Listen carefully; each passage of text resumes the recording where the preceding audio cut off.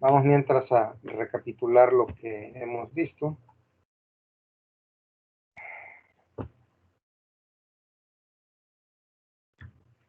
Bueno, hablamos la clase pasada acerca de los vectores. Ya está grabando, ¿verdad? Sí. La notación está grabando. Muy bien, vimos la notación paréntesis, vimos que es posible graficar a los vectores, vimos que la representación por flecha se hace igual sin importar la dimensión de los vectores y que representa magnitud, dirección y sentido del vector y por lo tanto esa idea la trasladamos a los espacios no graficables como el R4, pero es que de ahí en adelante ya son no graficables y según lo que ustedes me dicen, eso fue lo último que vimos, ¿verdad? O sea, ya no vimos igualdad de vectores. Ahí nos quedamos. ¿Vuelvo a preguntar? Sí, ahí nos quedamos. Sí, Inge. Bueno. Imagínense dos vectores cualesquiera. Dijimos que dos vectores, cada vector representa un punto en el espacio que lo contiene. Es lo que dijimos antes. Pero si yo hablo de dos vectores, pues me refiero a dos puntos en el espacio. Que los puntos no tendrían por qué tener relación entre sí. Son dos vectores diferentes, pues son dos puntos diferentes. Claro, en el momento en que una ecuación nos dice que los vectores son iguales, en ese momento se relacionan porque la ecuación lo dice. Y entonces, cuando yo me refería a dos puntos en el espacio, en el momento en que los vectores son iguales, pues geométricamente estos se refieren al mismo punto. Y ahora, no sé qué tanto lo discutimos la clase pasada, pero las componentes que me permiten llegar hasta un vector en el espacio son como el camino que me permite llegar hasta el punto. Por lo tanto, la relación entre las componentes, o sea, el camino para llegar al punto, y el vector en sí, o sea, el punto, es una relación uno a uno. No hay manera de llegar de diferentes modos a un mismo punto, tratándose de coordenadas fijas. Un conjunto único de coordenadas señala un único punto en el espacio. Y al revés se puede decir lo mismo. Un único punto en el espacio solamente se le puede llegar por un único conjunto de coordenadas. No importa de qué dimensión hablemos. No va a ocurrir que coordenadas fijas señalen varios puntos a la vez, ni tampoco va a ocurrir que un punto fijo se le pueda llegar por diferentes conjuntos de coordenadas a la vez. Entonces, dicho eso, si dos vectores son iguales y el punto geométricamente pues es el mismo, esto de inmediato implica que las componentes van a tener que ser iguales. O sea, cada componente del primero va a ser igual que cada componente del segundo, al menos en la misma posición. Es lo que significa este subíndice I, que está repetido acá. Significa que la primera de aquí es igual que la primera de acá y la segunda es igual que la segunda y las dos terceras son iguales y así hasta llegar a las dos últimas. La otra implicación que tiene la igualdad de vectores es que los dos vectores deben pertenecer al mismo espacio o ser de un espacio de la misma dimensión. Y es que no tendría sentido decir que dos vectores son el mismo si estuvieran en diferente espacio, porque ni siquiera se les puede graficar juntos. Además de que no podrían ser el mismo punto geométricamente si están graficados en diferentes espacios. Y lo más importante, por la forma en que funciona la igualdad, que es un emparejamiento de componentes, pues si uno tuviera más componentes que el otro, ¿sí? Porque uno es de más dimensión que el otro, pues no tendrían algunas con qué emparejarse. A un vector le faltarían componentes o a otro le sobraran. Contrario a lo que a veces nos malacostumbran en física, en diferentes clases de física, contrario a lo que a veces nos malacostumbran ahí, no se vale agregarle componentes a un vector o quitarle con tal de forzar una operación. Eso matemáticamente está prohibido. En física, bajo ciertas interpretaciones, se permite porque ustedes están modelando con vectores problemas donde la representación real está muy cerca del modelado, o sea, inmediatamente lo pueden interpretar y hacer interpretaciones como que pueden quitar o poner componentes porque de antemano las quitaron a la hora de modelar. Bueno, hay un montón de consideraciones en física, pero aquí no aplica todo eso.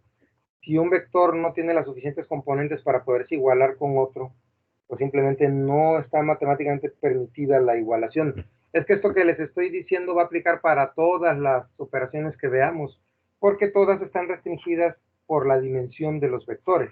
Más adelante alguien me va a preguntar, ¿y qué pasa si son de diferente dimensión? Pues nuevamente, no se puede hacer la operación si la dimensión de los vectores no lo permite y no se vale agregar o quitarle. Bueno, ¿para qué nos interesa la igualdad? Pues no no es una operación en sí. Aquí simplemente es un enunciado donde no se nos está ordenando hacer nada. Pero es que si, por ejemplo, pienso en el vector de coordenadas menos 1,4,0, que está en R3, y ese vector B de componentes X, la segunda componente es X más 5Y, la tercera componente es X más Y. Noten por la posición de las comas, noten que son 3 componentes aquí. Pues si una ecuación nos dijera que estos dos vectores son iguales, según todo lo que hemos dicho, cada componente del primero es igual que cada componente del segundo. O sea, este número 4 que está aquí como segundo componente tiene que ser igual que todo esto, X más 5Y, y este 0 igual que X más Y. Para los que pues ya reconocen esto, sí es un sistema de ecuaciones lineales. No me interesa en este momento la solución de este sistema de ecuaciones, solamente el hecho de que se puede representar mediante una igualdad de vectores, que es para lo que mayormente vamos a utilizar el concepto de igualdad. Más adelante veremos algo similar a esto, pero con matrices. ¿Sí? Los sistemas de ecuaciones se les puede representar mediante operaciones matriciales, eso es todavía más útil. Bueno, ya lo veremos después. Como ya vimos el concepto de igualdad, ahora podemos ver operaciones, y la primera operación básica es la suma, la primera que vamos a ver aquí. Hasta ahorita todo bien, que no les he preguntado nada a ustedes, y si me dejo yo de conectar, pues no me doy cuenta. Todo bien hasta ahorita, ¿verdad? Todo bien. Bueno, Todo bien, bien, profe. muy bien.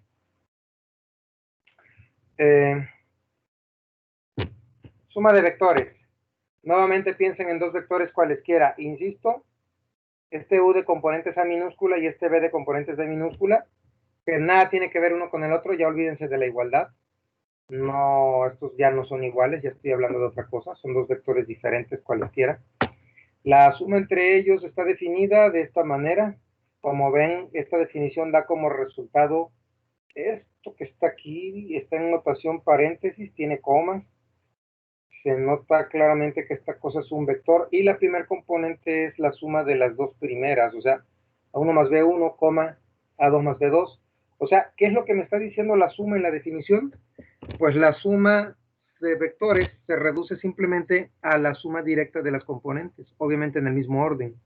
Cada componente del primero se suma con cada componente del segundo. Noten ustedes que esta es la misma mecánica que se usó para definir la igualdad, porque si ustedes lo dicen con palabras, hasta parece que se dice igual. Si dos vectores eran iguales, es porque sus componentes eran iguales, y aquí estamos diciendo que si dos componentes tienen que sumarse, entonces sus componentes van a sumarse por separado. Pues es la misma lógica, es una operación bastante sencilla de recordar. Bueno, como ya observamos, esto es un vector, pero si observamos el número de componentes que tiene, pues lo primero que salta a la vista es que este objeto, porque esto es un solo vector, U más B constituye un vector, y el vector es de la misma dimensión que los vectores involucrados en la operación. Lo otro es que por la definición dice que se tienen que emparejar de dos en dos, ¿verdad? Valga la redundancia. Como se tienen que emparejar, pues entonces los dos vectores deberían pertenecer al mismo espacio, o sea, tanto U como B pertenecer al mismo espacio Rn. Acuérdense que n aquí representa cualquier número, pero como está repetida en estas ocasiones, lo que me estoy refiriendo es que es la misma dimensión para ambos, o sea que tienen el mismo número de componentes. Y eso también determina la dimensión del resultado, porque este también termina hasta la componente número n. Así es que los vectores, nuevamente les digo, solo se pueden sumar con vectores que sean de la misma dimensión, pero una vez que se puede hacer la operación, el resultado es un vector de la misma dimensión, o sea que la dimensión no cambia ante la suma. Vamos a ver un ejemplo. Tenemos estos dos vectores, tienen 4 componentes, los dos están en R4. Si nosotros pensamos en la suma entre ellos, sería simplemente un nuevo vector, que sería la suma de los dos primeros, ¿verdad? 2 más 4, y luego 3 más menos 8, ¿sí? Con todo y signo. Luego menos 5 más menos 2, y luego la suma de estos dos. Ya lo que sigue es una cuestión puramente aritmética, ¿no? Sumamos 2 más 4, que da 6, y ahí iba yo a regarla y decir 8, pero bueno, lo bueno es que aquí lo traigo prescrito. La suma de estos da menos 5, y bueno, aquí está la suma de todos. No creo que haya duda acerca de la suma. En primera, porque es una operación que ya han visto antes, y en segunda, porque aunque fuera la primera vez que la ven, es una operación bastante simple. Basta con ver la definición para saber cómo se suman dos vectores. Por cierto, aprovecho para comentar, noten que la definición solamente está hecha para dos vectores a la vez, ¿eh? Porque ya sé que a ustedes se les hace esta definición solamente es para dos. Claro que se puede extender a más objetos, sumar 3, por ejemplo, pero eso ya implica aplicar propiedades. Esta operación, al igual que todas las que vamos a ver en el curso, todas, sin excepción, están definidas solo para dos objetos a la vez, y el hecho de tener que extenderla a más de dos, o sea, 3, pues ya implica utilizar las propiedades que la operación tiene. En fin, otro comentario que quiero hacer acerca de esta suma es que noten que las componentes, algunas se terminan sumando, pero otras se terminan restando. Y eso no quita el hecho de que a nivel algebraico lo que ocurrió aquí fue una suma de vectores. Se los digo porque una cosa es lo que a nivel global ocurre con la operación algebraica, suma de vectores, y otra cosa es lo que ocurre a nivel individual con lo que pasa en la operación aritmética de estos números. Las componentes podrían ser positivas o negativas y por coincidencia puede ser que todas se terminen restando a pesar de que hicimos una suma. Es la pregunta que luego me hacen los alumnos. ¿Por qué hiciste una suma? ¿Por qué se restaron las componentes? Pues lo que implica la suma es que los dos objetos se van a operar sin cambiar de signo. Así es que estos componentes se operan con el signo tal cual como lo traen. Y si más adelante hacemos, por ejemplo, una resta de vectores y por coincidencia las componentes se sumaron, pues no confundirnos. Eso de todos modos fue una resta, más allá de lo que haya pasado con las componentes. Bueno, yo creo que todos entienden lo que trato de decir. Ya por último de esta operación, la interpretación geométrica. Un momento, espérenme.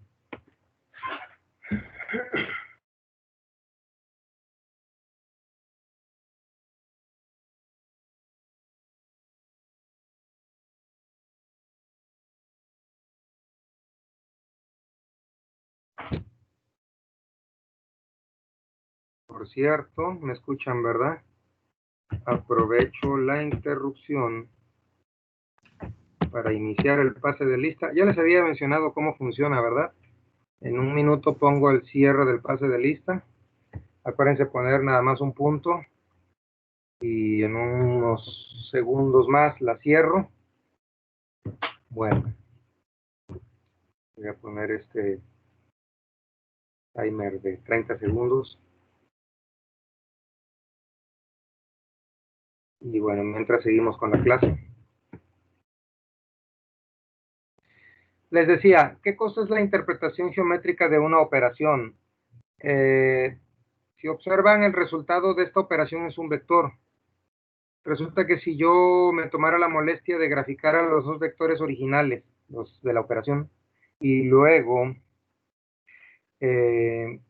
graficar el resultado, vería que hay una relación visible, una relación bastante clara entre el resultado y los vectores que formaron la operación. Hay un patrón de comportamiento si yo lo hiciera para todos los ejemplos que yo hiciera de suma, me daría cuenta que en todos se forma el mismo patrón de comportamiento. Voy a cerrar el pase de lista.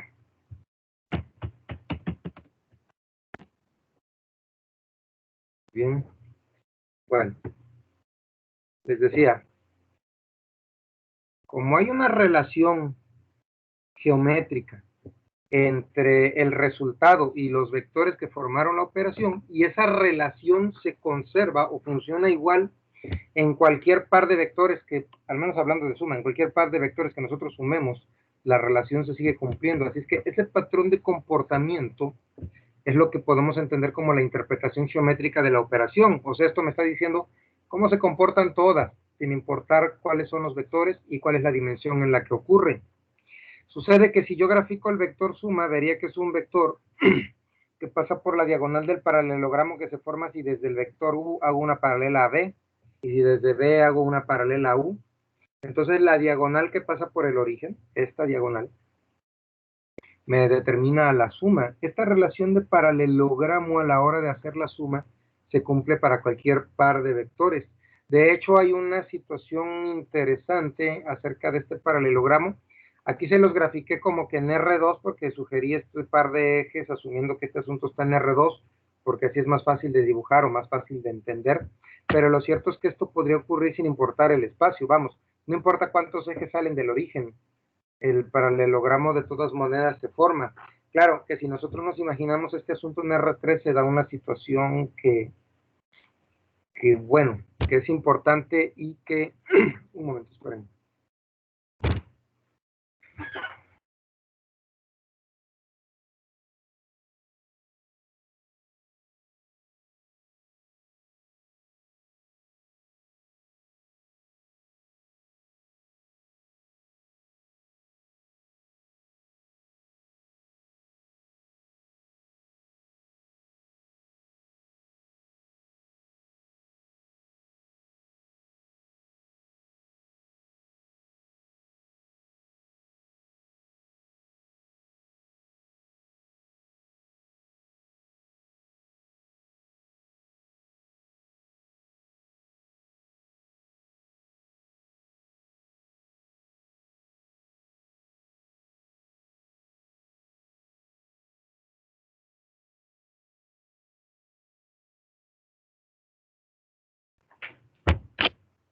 Como me escuchan, ¿verdad?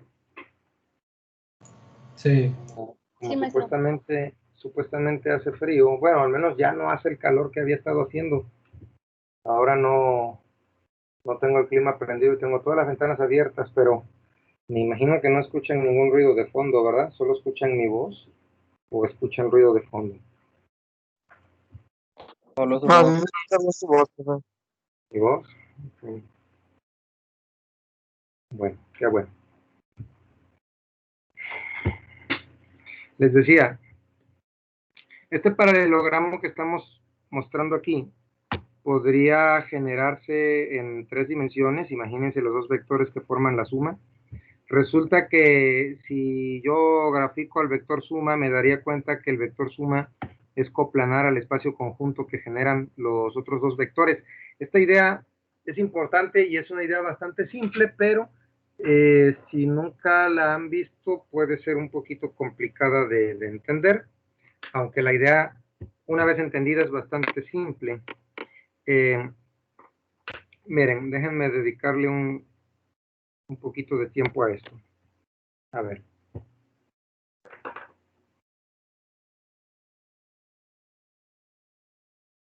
Según yo habilité la cámara, pero yo no me veo. No sé si ustedes me ven. Ya se ve. Ya. Bueno, yo no me veo y yo no sé qué es lo que se ve a cuadro y qué no.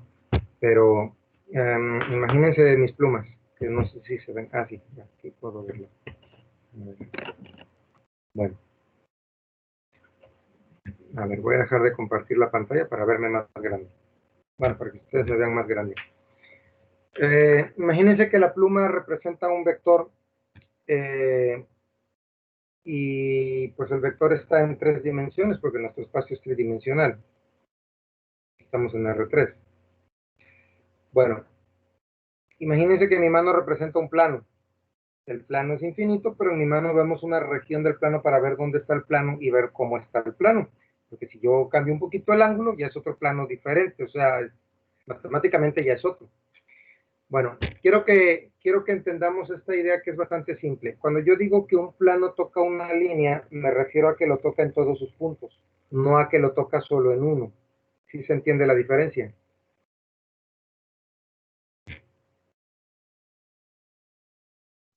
Imagínense ustedes que la línea está fija y el plano no está fijo. Si pongo mi mano aquí, aquí tenemos un plano que toca a la línea. Si yo la muevo un poquito, aquí tenemos otro plano diferente, se supone que la línea está quieta, pero aquí tenemos otro plano diferente al anterior que también toca la línea. Y por cada vez que lo mueva vamos a tener planos diferentes. Entonces yo pregunto, ¿cuántos planos hay capaz de tocar a la misma línea? La línea está fija. ¿Cuántos planos en total habrá que puedan tocar a toda la línea? La línea no se mueve. Los planos se supone que los podemos poner donde querramos.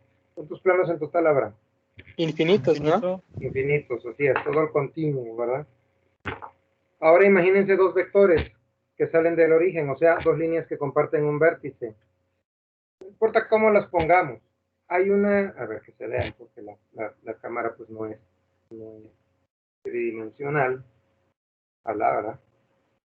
Hay una cantidad infinita de planos que tocan al primero y otra cantidad infinita de planos diferentes que tocan al segundo.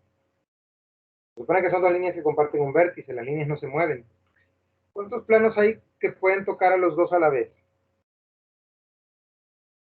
¿Cuántos en total habrá capaz de tocar a los dos planos simultáneamente? ¿Uno solo? Solamente uno, ¿verdad? Y aquí, para quien haya pensado en dos, no hay arriba ni abajo. Se supone que las líneas ni los planos tienen grosor. Entonces, solamente uno. Y es que no importa cómo esté estas líneas, siempre va a haber un plano que los cruza. Sucede que sobre ese plano es sobre el cual se dibuja el paralelogramo y es sobre el cual se pone la suma, y a esa propiedad se le llama coplanaridad. Significa que la suma está dentro del plano compartido o del plano conjunto generado por los dos vectores que formaron la operación. ¿Cómo sería que no fuera coplanar? Pues que la suma estuviera salida de ese plano. Creo que todos entienden a qué me refiero, ¿verdad? La suma es coplanar. Es a lo que se refiere, voy a volver a compartir el monitor. Es a lo que se refiere la imagen que les puse hace rato, que, bueno, es la única parte que más trabajo explicarla desde aquí. ¿Por qué le dedico tiempo a esa idea? Porque se nos va a presentar después en el concepto de combinación lineal y en el de espacio vectorial. La coplanaridad que tiene la suma se hereda como propiedad a muchas otras definiciones y operaciones que veremos después. Bueno, ok, esto es importante. La suma es coplanar al espacio conjunto de los vectores. Pasamos a la siguiente operación, escalamiento. El escalamiento, piensen entonces en un vector de cualquier dimensión y que esta letra K es un escalar, o sea, es cualquier número real, pero eso es un escalar, y este es cualquier vector en espacio Rn. Resulta que la multiplicación entre estas dos cosas está definida y da como resultado este objeto que se ve nuevamente que esto es un vector. Esto que está con rojo es la definición, que me dice que cuando un escalar multiplica un vector, lo único que ocurre es que el escalar multiplica por separado a cada componente. Y noten cómo esto parece lo mismo que ya definimos antes, cuando dijimos suma de vectores implica suma de componentes, igualdad de vectores implica igualdad de componentes. Ahora estoy diciendo que multiplicación por un escalar del vector, o sea, el vector multiplicado por un escalar implica multiplicación individual de las componentes. Por cierto, tener cuidado con que aquí estoy poniendo la palabra producto. En la mayoría de los libros van a encontrar este tema como producto por escalar. Yo prefiero llamarlo escalamiento, no estar utilizando la palabra producto, porque algún alumno se podría confundir pensando en que producto es la multiplicación de dos objetos de la misma naturaleza, o sea, un vector multiplicado por otro. Sí, esa operación existe y la vamos a ver después, pero no es de la que estamos hablando ahorita. Ahorita estoy hablando de un vector multiplicado por un escalar, no un vector multiplicado por otro vector. A esta operación de multiplicar un vector por un escalar es a lo que le llamo escalamiento. Bueno, ¿qué implicaciones tiene? Pues restricción no hay porque no estamos hablando de dos vectores, solamente con uno. En todo caso, lo único que podemos observar es que el resultado es un vector y que la dimensión del vector no cambia con respecto al vector original. O sea que si el vector era de espacio Rn, el nuevo vector que se genera también es de espacio Rn. Vamos a ver ejemplo. Imagínense este vector de componentes 2,3 menos 5 menos 1. Vamos a multiplicarlo por 4. Pues aquí tenemos la definición, no hay gran chiste con esto. Sería 4 multiplicando a la primera y luego esta por 4, menos 5 por 4 y menos 1 por 4. Y ya conocemos las operaciones, pues me queda este vector, que está en R4 igual que el vector original, así es que es un vector donde la dimensión no cambió y es el resultado del escalamiento. Vamos a ver otro ejemplo, a este mismo vector que teníamos acá, vamos a multiplicarlo, bueno, a dividirlo entre menos 6. Aquí una duda que algunos podrían tener es si es lo mismo escalamiento, o sea, multiplicar por escalar que dividir entre escalar. Pues a fin de cuentas el escalamiento se le puede ver como la multiplicación por un número, cualquier número real, que como no tiene restricción, puede ser mayor o menor que 1, no pasa nada. Sigue siendo un escalar por un vector, o sea, menos un sexto por el vector. A fin de cuentas, pues es la misma operación con las mismas reglas. Esto se le sigue llamando escalamiento. Lo único que ocurre es que entonces todas las componentes se van a dividir entre menos 6 y a simplificarse y que pase lo que tenga que pasar, ¿no? Aquí vemos que algunos sí se pudieron simplificar, otros no. Por cierto, aprovecho para comentar que cuando ustedes generen quebrados en algún ejercicio, nunca los conviertan en decimal, al menos no en esta clase. Como ingenieros, ustedes tienen permitido convertir a decimal. De hecho, en la mayoría de las materias de aplicación les conviene hacerlo, pero en las de matemáticas no lo hagan, y al menos conmigo está prohibido. Y se los digo, se los voy a insistir a lo largo de algunos ejercicios. No conviertan a decimal. En ningún momento de este curso conviertan algo a decimal. Siempre manéjenlo o en quebrado o en expresiones racionales como producto de radicales. Después veremos eso. Pero no en decimales.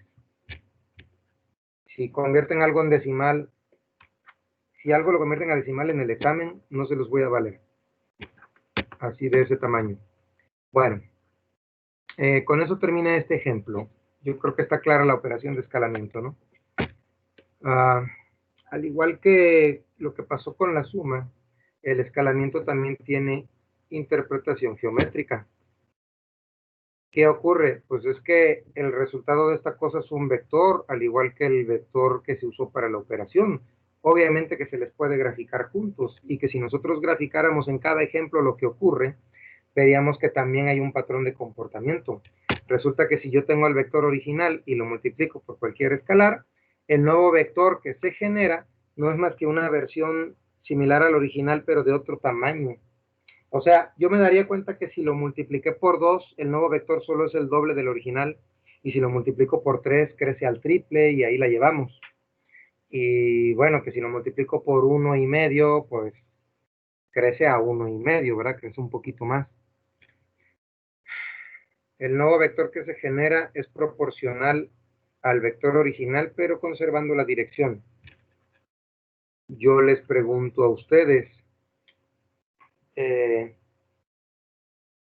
si multiplicarlo por 2 crece al doble, por 3 crece al triple, ¿siempre quedará más grande el vector o habrá manera de que quede más pequeño? Es pregunta para ustedes. Puede quedar más pequeño. ¿Cómo tendría que ser el escalar, por ejemplo? Sí, eso es No verdad. sé, por un medio, ¿Cómo? tal vez. Por ejemplo, un medio quedaría a la mitad, muy bien, y por un tercio quedaría la tercera parte, y ahí la llevamos, ¿verdad? Habrá manera de que el vector, como vemos, puede quedar más largo o más pequeño, pero puede quedar del otro lado, o eso es imposible, Pues por mediante un escalamiento negativos. negativo, ¿verdad? Porque si lo multiplico por -1 simplemente se voltea, y por -2 crecería el doble, pero al revés. Noten ustedes que si el escalar fuera negativo, el sentido va a ser contrario, pero la dirección sigue siendo la misma, porque esta línea punteada que estoy poniendo aquí representa la dirección del vector, suponiendo que este punto fuera el origen del espacio. Entonces, el escalamiento me puede generar vectores en la misma dirección, pero la magnitud y el sentido dependen del escalar. La magnitud depende del número del escalar, y el sentido depende del signo del escalar. Bueno, ya entendimos la interpretación geométrica del escalamiento. Ya para acabar con este par de temas, de hecho ya nomás nos queda un minuto, las propiedades que tiene la suma y el escalamiento. La de vectores, obviamente. La primera es la conmutativa. Sumar u más b es lo mismo que sumar b más u. La segunda es la asociativa, que ojalá tuviera más tiempo para comentarla, pero esta segunda propiedad es importantísima, porque me deja ver qué necesito yo hacer si me enfrento a la suma de 3 vectores. Ya sé que si ustedes tienen que sumar u más b más w, pues no tienen ningún problema para pensar que esto va a ser la primer componente de u más la primera de b más la primera de w, coma, la segunda más la segunda más la segunda, coma, la suma de las terceras, coma, la suma de las cuartas. Sí, al final el resultado va a quedar así. El problema es que todo lo que dijimos acerca de la diagonal del paralelogramo y la coplanaridad y esas cuestiones solo están definidas para 2 a la vez. Y no voy a indagar mucho en cómo se comporta esto, pero si nosotros tenemos una operación que solo puede operar 2 objetos a la vez y la queremos llevar a cabo con 3, lo que vamos a tener que hacer es agruparlos de 2 en 2. O sea, resuelvo 2, de aquí genero uno solo, y este nuevo vector que se genera con esta operación se va a sumar con el que sigue, de tal manera que cumplo la regla de estar operando siempre de 2 en 2. Y lo que me dice la propiedad asociativa es que esa agrupación para operarlos de 2 en 2 se va a... esa orden en que yo los junte para operarlos de 2 en 2 no va a afectar el resultado de la operación. Si junto los 2 primeros o los 2 últimos, pues voy a pasar por otros vectores diferentes, pero voy a llegar al mismo resultado. Es lo que dice la propiedad asociativa. Luego la que sigue es la distributiva de la suma. Un escalar que multiplica una suma de vectores, pues simplemente se distribuye multiplicando a cada sumando.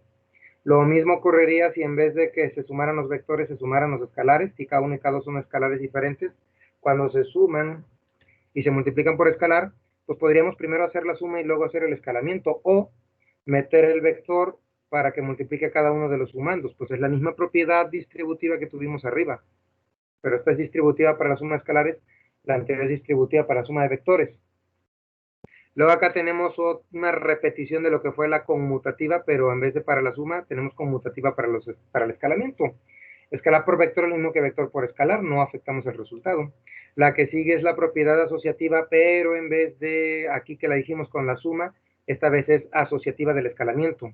Cuando ocurre un doble escalamiento para un vector, entonces se pueden juntar los dos escalares para hacer el escalamiento con el vector, o se puede hacer el escalamiento con uno y luego con el otro. Vamos, que el orden en que hagamos la operación no afecta el resultado. No estoy hablando del orden de los factores, estoy hablando del orden de las agrupaciones, que es diferente. Aquí sí es el orden de los factores. Acá es el orden de los sumandos, no altera la suma, pero acá es el orden de la agrupación de los sumandos. Diferente cosa. Bueno, luego tenemos que si un vector se multiplica por 1, pues no le pasa nada, dejando ver que el 1 es el elemento neutro en el escalamiento. Luego tenemos que si a un vector le sumamos su propio negativo, entonces el resultado diríamos que es 0, pero no es correcto llamarle 0 a este objeto, lo más correcto es llamarle vector nulo, porque no es un escalar, es un vector que pertenece a un espacio que tiene componentes y que representa un punto en el espacio que lo contiene, que todos se imaginarán que es el origen. Pues sí, es el origen. Y este vector nulo funciona como el elemento neutro en la suma, o sea, a este vector le suman cualquier cosa y se queda igual. Esa cualquier cosa, ese u se queda igual cuando le suman el neutro en la suma. Ya un comentario para terminar con esto. ¿De qué me sirven estas propiedades? Pues, como ven, no las necesito para hacer las operaciones en sí. Lo que necesito es para manipular las ecuaciones. Si yo tuviera una ecuación con estas operaciones involucradas y yo quiero hacer algún movimiento, reagrupaciones, reordenaciones, o sea, reordenar, reagrupar o desarrollar paréntesis o factorizarlos, necesito de estas propiedades. Sobre todo, yo no podría en una ecuación decir que un objeto que está sumando pasa restando si no tengo el concepto de inverso en la suma o neutro en la suma. Para justificar que un objeto desapareció de un lugar y apareció en otro, necesito el concepto de elemento neutro en la operación. Y es que estas cosas, la mayoría de ustedes ya las hacen como de manera instintiva, pero tengan en cuenta que este álgebra es diferente al de escalares, y no todo lo que funciona en el álgebra de escalares va a funcionar en el álgebra de vectores. Ahí hay mucho escándalo aquí, pero bueno, ya acabamos y ya se entendió la idea. Me pasé, ¿cuánto? Como 4 minutos. Bueno, los que tengan otra clase ya pueden irse corriendo a su otra clase. Ya voy a tener la grabación porque esto ya terminó y ya se pueden desconectar de aquí. Todo bien, ¿verdad? Sí, que todo bien. Sí.